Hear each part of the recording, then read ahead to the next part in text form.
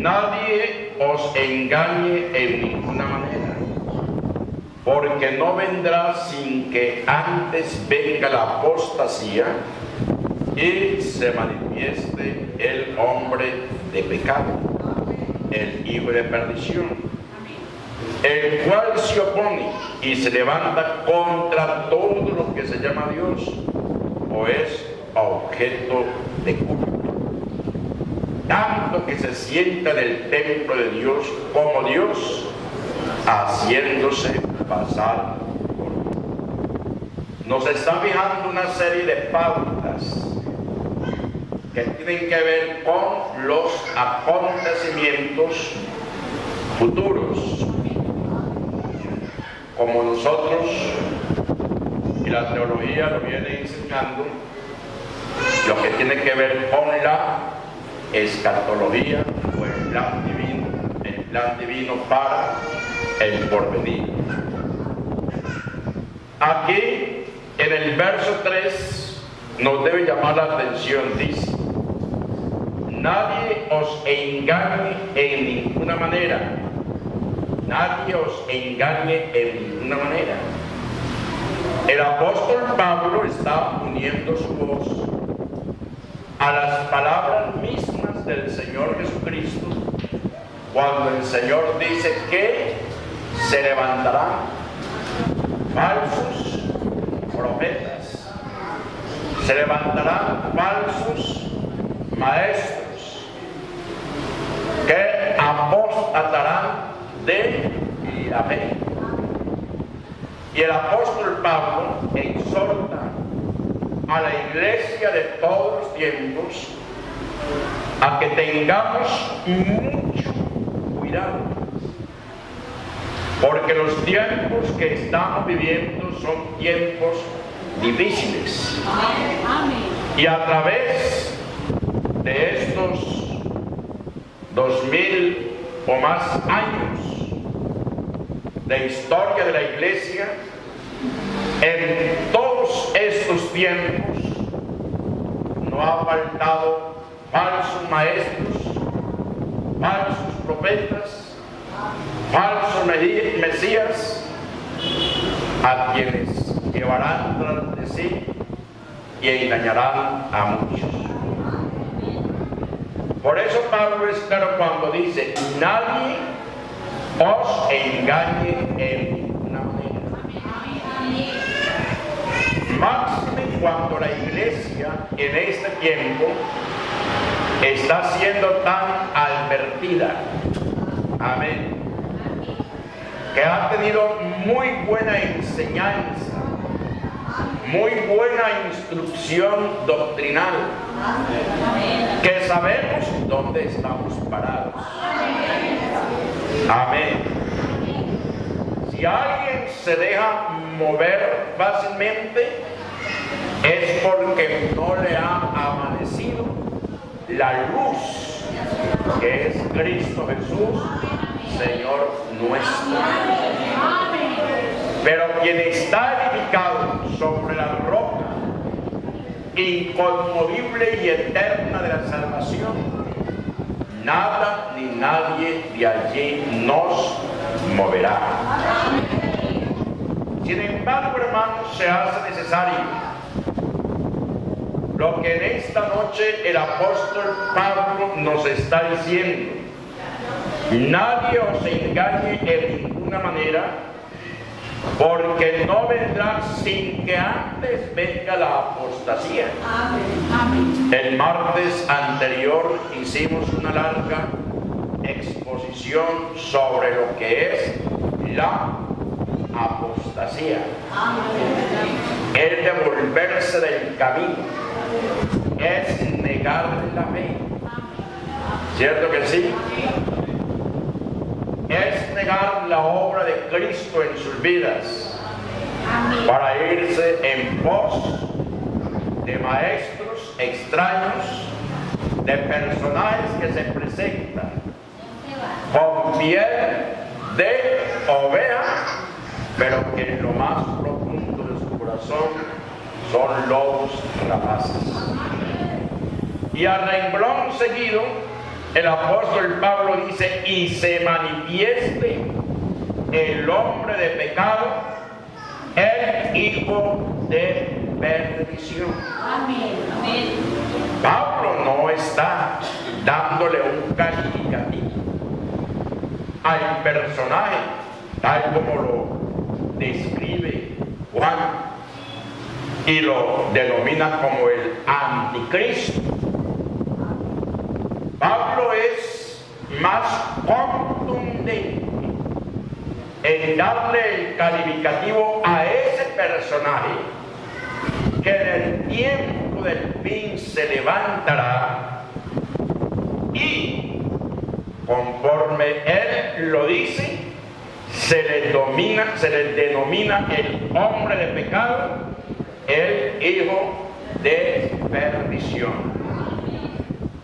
el cual se opone y se levanta contra todo lo que se llama Dios o es objeto de culto.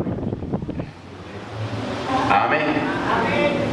¿Quién lo creyera, hermanos, que lo que nos está diciendo el verso 4 tiene que ver con un personaje de la historia bíblica que precisamente está en el libro del Génesis? Porque ya sabemos que Génesis es el libro de los orígenes, es el libro de los principios. El martes estábamos diciendo que el principio u origen de la apostasía precisamente se originó allá en Génesis, de acuerdo a lo que nos dice el capítulo 3. Y si vamos a contextualizar el tema en esta noche, tema ya referido, que tiene que ver con el anticristo, encontramos allá en Génesis capítulo 10. Abran sus Biblias allá en Génesis capítulo 10, o leanlo allí en la pantalla, el verso 7. El verso 7 hasta el verso 11, y allí nos encontramos, hermanos, con un personaje que de cierta forma nos sirve de contexto para desarrollar el tema del anticristo. Y los hijos de Cus, Seba, Ávila, Sabta, Rahama y Sabteca, y los hijos de Rahama, Seba y Dedán. Verso 8. Oh. Amén. Y Cus engendró a Nimrod, quien llegó a ser el primer poderoso en la tierra. Amén. Amén. Amén. Este fue vigoroso cazador delante de Jehová, por lo cual se dice: así como Nimrod, vigoroso cazador delante de Jehová. Y fue el comienzo de su reino Babel, Erech, Akkad y Calne, en la tierra de Siná. De esta tierra salió para Siria y edificó Nínive, Rehoboth, Cala, Resén, entre Nínive y Cala, la cual es ciudad grande. Amén. Amén. Y nos debe llamar la atención lo que dice el verso 9. Nimrod, hermanos, fue vigoroso cazador delante de Jehová, por lo cual se dice: así como Nimrod, vigoroso cazador delante de Jehová. cuando leemos el capítulo 11, que tiene que ver con la construcción de la Torre de Babel, allí encontramos a este personaje. Conocemos su nombre, Juan Bautista. Amén. Juan el Bautista, quien preparó el camino para la manifestación del Señor Jesús en el escenario del pueblo de Israel. En esta época hay muchos anticristos. Hay muchos anticristos, muchos falsos maestros, muchos falsos profetas que le vienen preparando el camino al hombre de pecado, o sea, al anticristo, aquel de quien proféticamente habla la palabra de Dios, se manifestará con poder. ¿Ah? Por eso, la iglesia en esta época no debe perder su identidad apostólica. No debe perder su identidad apostólica. De eso depende que continuamente estemos estorbando el obrar de los tantos anticristos que hay, y permitirá también que dentro del plan divino para salvación, muchos de aquellos a quienes el Señor quiere para ser salvos vayan viniendo, amén, a unirse al cuerpo de Cristo, a esta que es su iglesia, columna y baluarte de la verdad. Por eso, hermanos, la persona del anticristo debe distinguirse de los muchos anticristos. Primera de Juan 2:18, vamos a ver qué nos dice al respecto para que usted vaya tomando entonces un ritmo de la lección. Primera de Juan capítulo 2 y el verso 18 dice: hijitos, es la expresión de la palabra, hijitos, ya es el último tiempo. Esto fue dicho hace ¿cuánto? 2000 años. Y según vosotros oísteis que el anticristo ¿qué? Viene. Que el anticristo viene. Los discípulos de aquella época lo escucharon, lo supieron. Les fue dicho, les fue revelado. El anticristo, el hijo de perdición, el hombre de pecado, él viene. Así ahora. ¿Tiempo qué? ¿Tiempo qué? Presente. Han surgido muchos anticristos.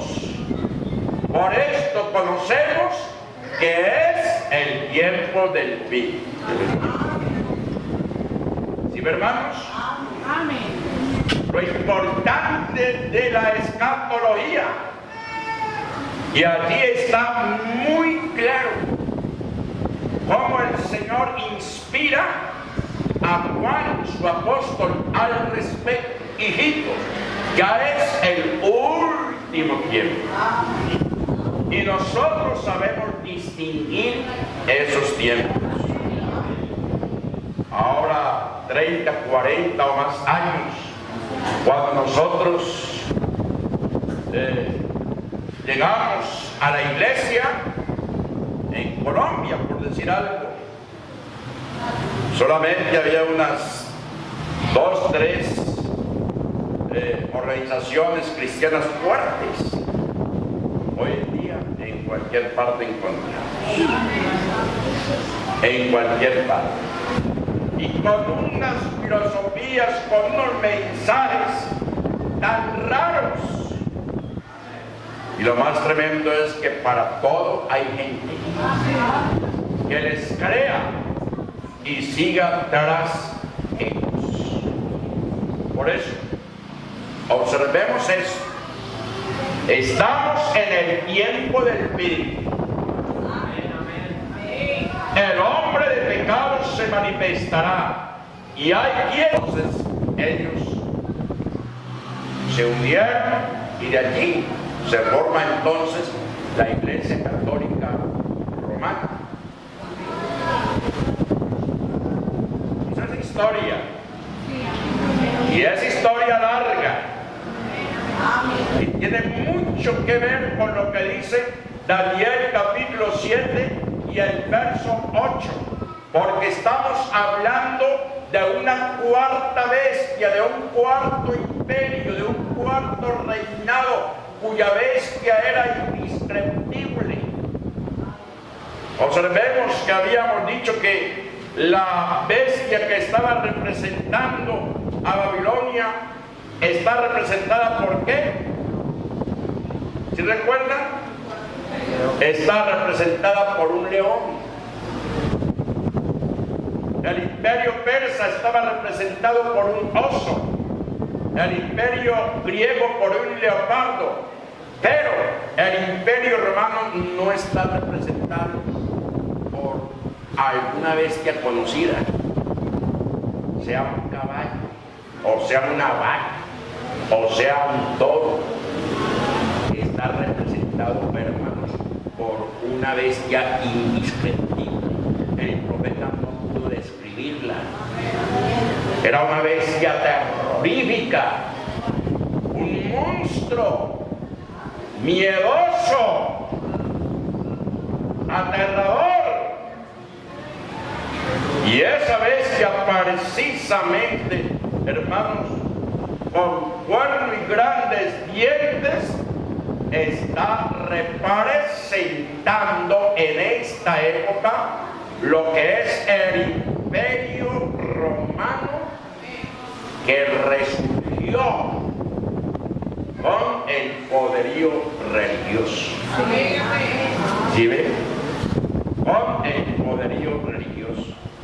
Por eso Daniel 7:8 dice: mientras yo contemplaba los cuernos, he aquí que otro cuerno pequeño salía entre ellos, y delante de él fueron arrancados 3 cuernos de los primeros, y he aquí que este cuerno tenía ojos como de hombre y una boca que hablaba grandes cosas.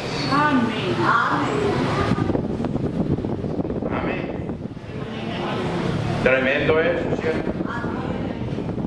Si esto lo llevásemos a un estudio más profundo, lógicamente tendríamos que estudiar sobre el surgimiento de la Unión Europea, de todo aquello que ha venido sucediendo en los últimos tiempos. Yo todo eso lo tengo ahí plasmado en la agenda, pero como digo, eso es larguito de contar.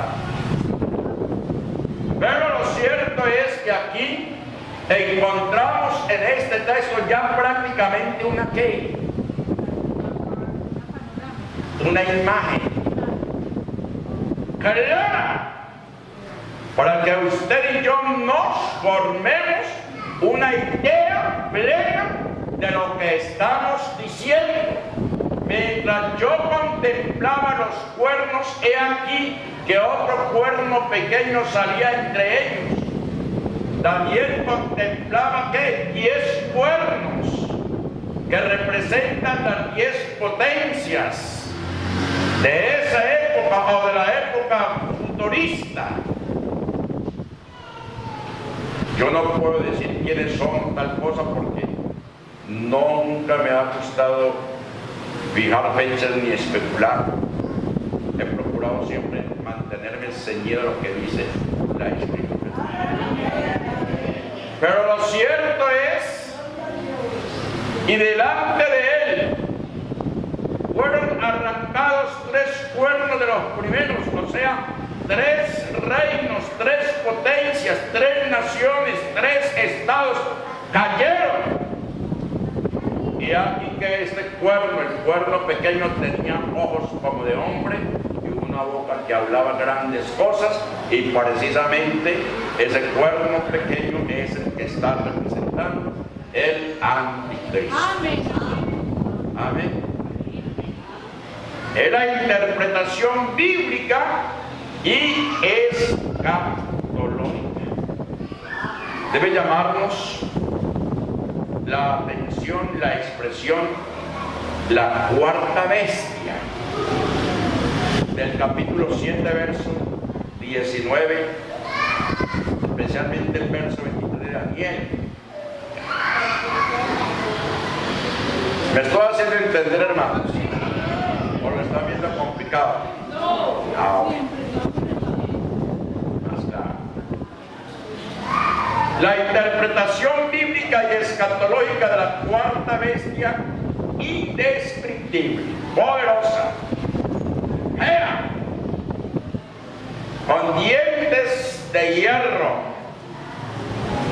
Verso 19, Daniel capítulo 7, verso 19 al verso 23. Amén. Dice: entonces tuve deseo de saber la verdad acerca de la cuarta bestia. Él estaba que intrigado. Claro, como intrigados estamos nosotros.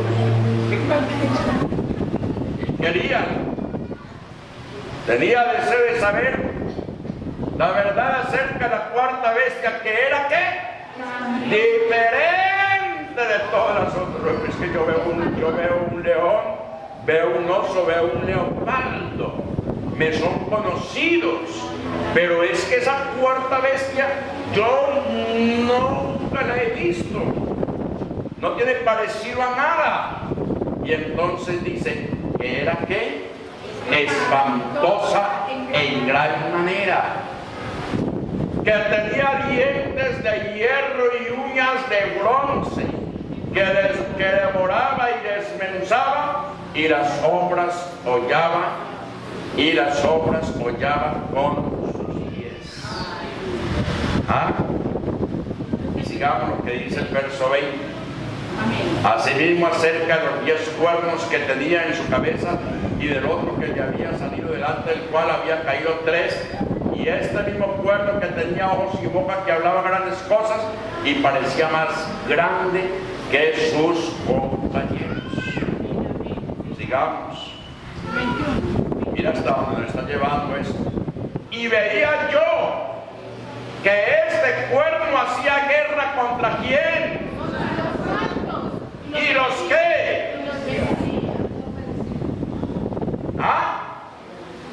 Este cuerno, el anticristo, ese reinado, hacía guerra contra los santos y los vencía. ¿Cuándo sucedió eso?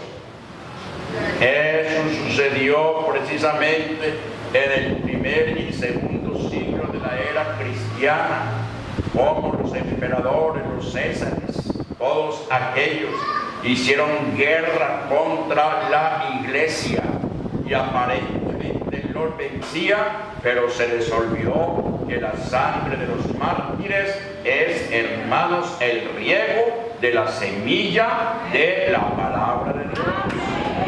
Fuerte ese aplauso para el Señor de la gloria.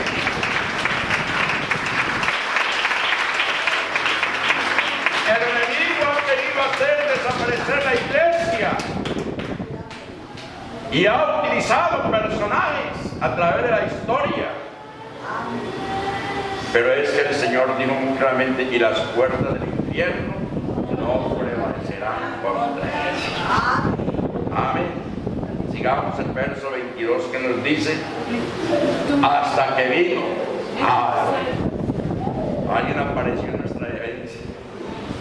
Hasta que vino el anciano de días y se dio el juicio a los santos del Altísimo, y llevó el tiempo, y los santos recibieron ¿qué? El reino. Ahora sí, el verso 23, porque aún todavía el reino no lo hemos recibido. El verso 23 dijo así: la cuarta bestia será un cuarto reino en la tierra. Futuro. Y dice, el cual será. ¿Tiempo qué? Futuro, diferente de todos los otros reinos, y a toda la tierra devorará, trincará y despedazará. Y eso tiene un nombre. Yo no trato y no quiero aparecer aquí por sectario o intrigante, pero eso tiene que ver mucho con lo que es la religión tradicional. Y que está para el tiempo del fin. Amén. Amén. Porque ahí claramente dice, será tiempo, un cuarto reino en la tierra, el cual será diferente a todos los otros reinos. ¿Por qué diferente? Porque todos los otros reinos cayeron. ¿Cierto que sí? Cayó el reino babilónico. Cayó. No existe. No existe. Cayó el reino persa. Cayó el reino persa. Cayó Babilonia con Nabucodonosor su rey. Cayó el reino persa, el imperio persa con su... Llamarnos la atención, la expresión, la cuarta bestia será. Es una expresión futurista. Sí, amén. Amén. ¿Cuánto damos gloria al Señor?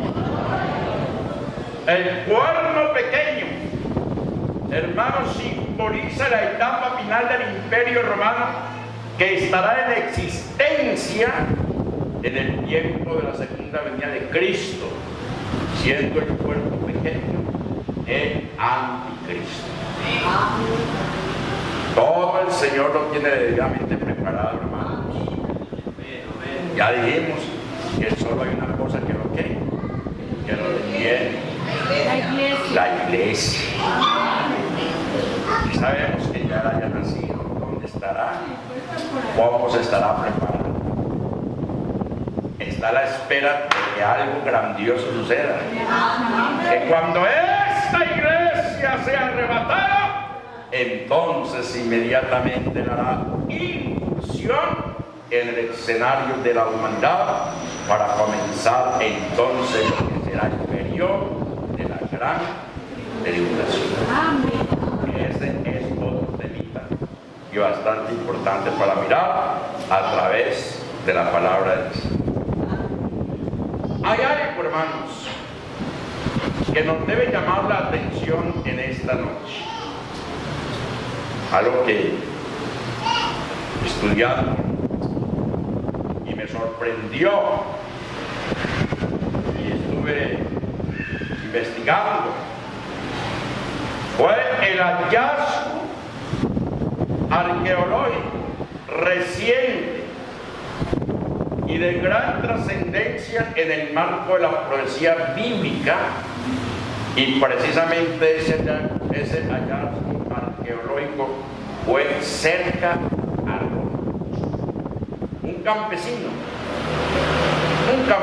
arando el campo para hacer sus siembras. De pronto él tira su barretón y el barretón se fue.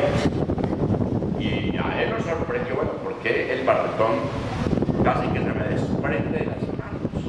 Porque se fue como a un fuego. Entonces él, lleno de curiosidad, comenzó a abrir. Cuando preciso encontró una prenda que hacía 1700 años había desaparecido de Roma, y que los expertos, hermanos, la estimaban en un precio calculable en dólares, alrededor de 40 millones de dólares. Y era una estatuilla de mármol que estaba representando el símbolo del imperio romano. Y eso tiene, hermanos, una connotación histórica y profética. Ese hallazgo. ¿Por qué? Porque la estatuilla precisamente era la tríada capitolina, o sea, la representación de los tres principales dioses del Imperio Romano, a quienes los súbditos le rendían toda clase de pleitesías. Esa estatua estaba en el templo de Júpiter en el Capitolio de Roma y muestra al dios Júpiter, su esposa Juno y la diosa Minerva. Y eso, como les acabo de mencionar, hermanos, tiene un hecho trascendental, porque precisamente Dios ha permitido el hallazgo de esa estatua. Todos nosotros conocemos la Inquisición, por ejemplo. ¿Cómo el poderío romano, representado por un estado religioso, ha dominado el mundo religioso de todas las épocas? Ellos mismos se han encargado de nombrar y de coronar reyes, de quitarlos. La misma Iglesia romana ha tenido sus divisiones internas, y según la historia habla de un papa que fue coronado en Roma y luego otro que fue coronado en Aviñón, España. Entonces llegó una época, hermanos, y fue una época moderna. Estamos hablando de una época más bien moderna, en que llegaron a tan extremo el poderío romano, y especialmente Italia, donde el gobierno italiano, hermanos, les quitó a ellos el poderío, les quitó el poderío, les quitó los territorios pontificios y prácticamente los dejó como a pan y agua. Y según la historia dice que fue precisamente en el año 1929, bajo el régimen fascista de Benito Mussolini, que no era ni católico sino ateo. Entonces, en nombre del rey de Italia en ese momento, le levanta a la Iglesia Católica la sanción en lo que se conoció como los pactos o los tratados de Letrán. Entonces, haciendo un análisis de algo que allá hemos leído en Apocalipsis, que la bestia fue herida, ¿cierto? ¿Lo han leído? Que la bestia fue herida ¿de qué? De muerte. Pero que su herida fue ¿qué? ¿En qué momento la bestia fue herida de muerte?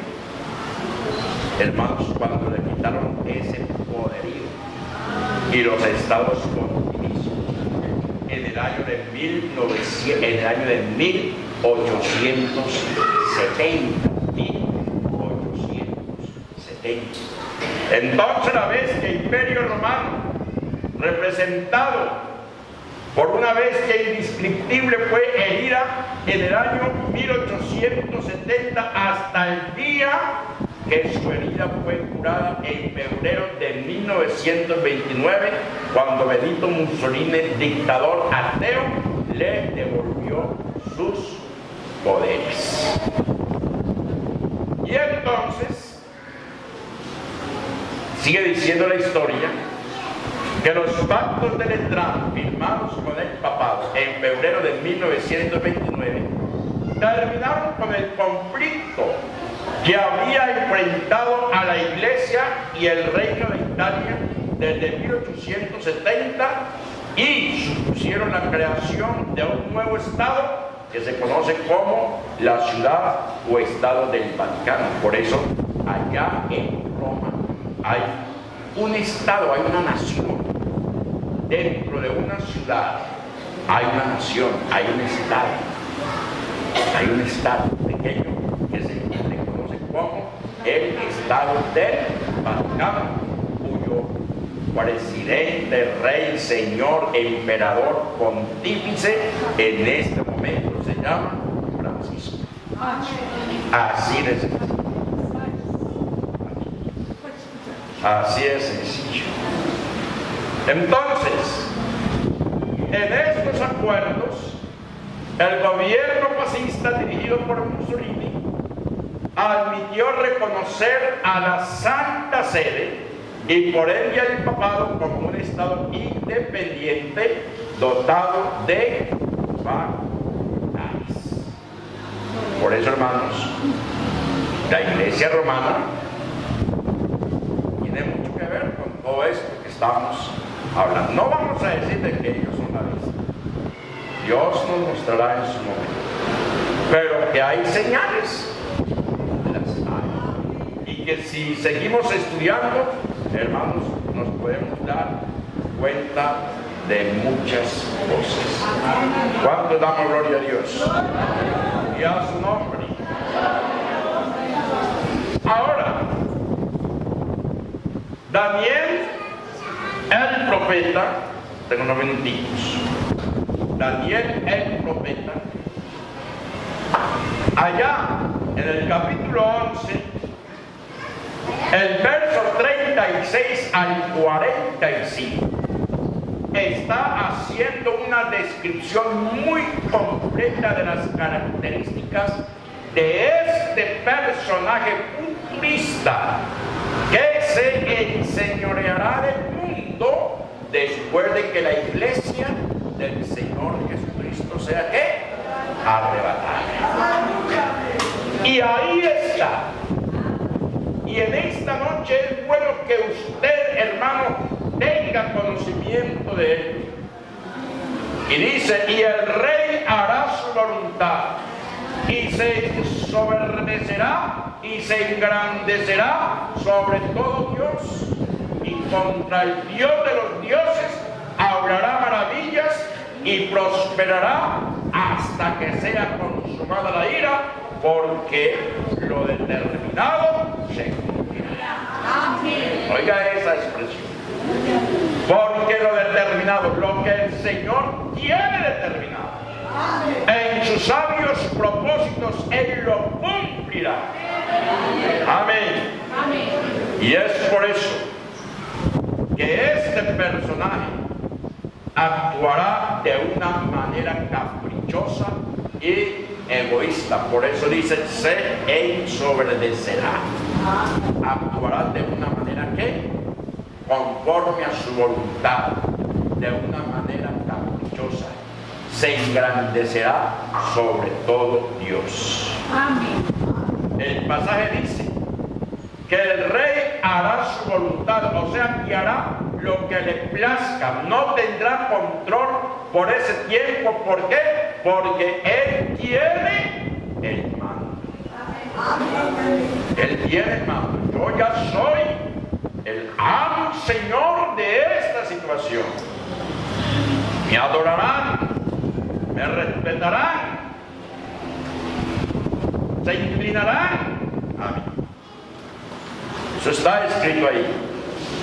Y eso tiene, hermanos, allá en 2 de Tesalonicenses capítulo 2, el verso 4 y 9.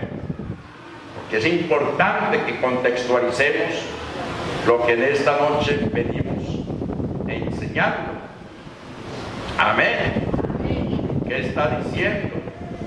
Y entonces, el verso 8, y entonces se manifestará aquel inicuo a quien el Señor matará con el espíritu de su boca y destruirá con el resplandor de su mente.